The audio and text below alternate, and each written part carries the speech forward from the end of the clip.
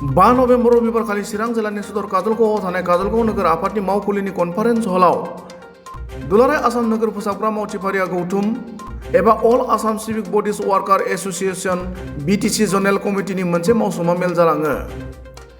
मिरुनि बिबानगिरि पार्थ दत्त आरो अजित चौधुरी बाहागो लानाय बे मेलनि गेजेरजों all Assam civic bodies worker association BTC general कमिटिनि गोजाम आफादखौ सिफायना गोदान आफाद दाफुंनाय जायो।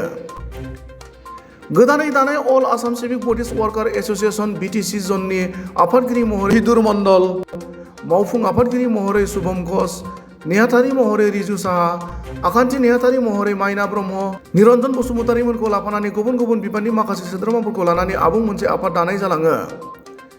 गुबुन फारसेथिं थांनाय 11 दान बीटीसी ओनसोलनि नोगोर फोसाबग्रा मावथिफारियाफोरनि बेथनखौ बन्द खालामनानै दोननायाव गोबां जेंनाजों मोगा-मोगि जानांदों होनना बुङो आरो बे बिथिङाव बीटीसी सोरखारजों सावरायनाय जादोंब्लाबो नाथाय बीटीसी खुंथाया दासिम जेबो राहा लायाखै होनना दुखु मोननाय फोरमायनानै फैगौ श्यामा फुजा एबा दिवालीनि सिगां मोननांगौ बेथनखौ मोनाब्ला all Assam civic bodies worker association BTC general कमिटिया नोगोर फोसाबनाय खामानिखौ बन्द खालामनायजों लोगोसे धरनानि हाबाफारि लागोन होनना खौरांगिरिनि सिगाङाव फोरमायो।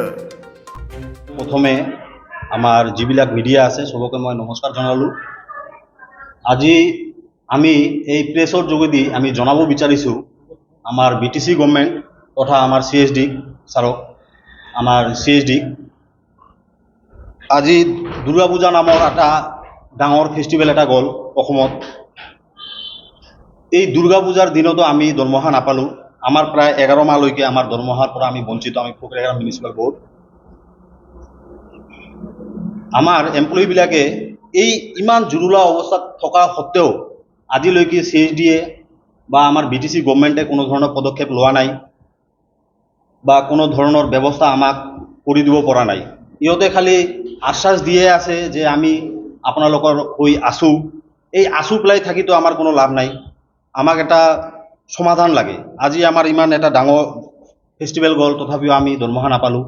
আৰু কিমান দিন আমি এই এনেদৰে দৰমহা নাপাই আমি আমাৰ অফিসবিলাকত কাম কাজ আমি কৰিব পাৰিম?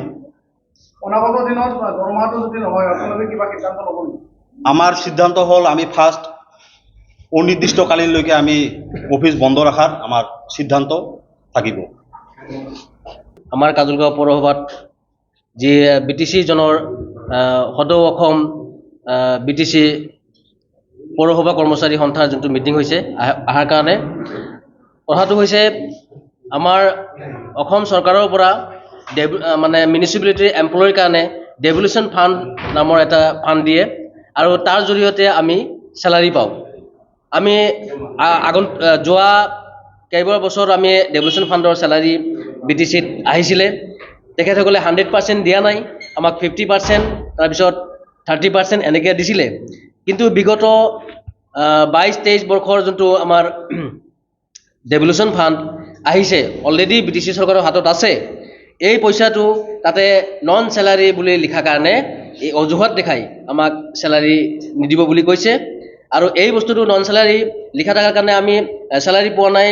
দুৰ্গা পূজাৰ আগতো আমাৰ বিটিচিত আলোচনা হৈছিলে। বিটিচি চিফ আমাৰ প্ৰমোদ বড়ো ছাৰ, লগতে আমাৰ departmental EM Wilson Hajda sir আছিলে, লগতে ছেক্ৰেটাৰী জইণ্ট ছেক্ৰেটাৰী আৰু CSD ছাৰ আছিলে।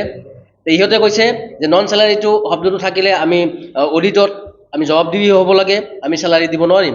কথাটো হৈছে জবাবদিহি হ'ব লাগে বা নালাগে এইটো আমাৰ বিষয় নহয়।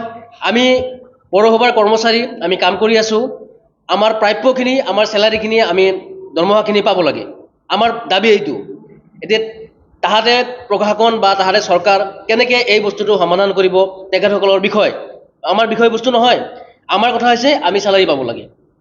কথাটো হৈছে দুৰ্গা পূজাৰ আগত আমাৰ ইমিডিয়েট কিবা একশ্যন লোৱাৰ কাৰণে ডিপাৰ্টমেণ্টেল EM ছাৰে আমাক জনালে যে আমি ইমিডিয়েট কিবা এটা একশ্যন কৰিছোঁ আমি চেলাৰীৰ কাৰণে। কিন্তু আজিলৈকে কোনো আমি পজিটিভ ৰিজাল্ট পোৱা নাই।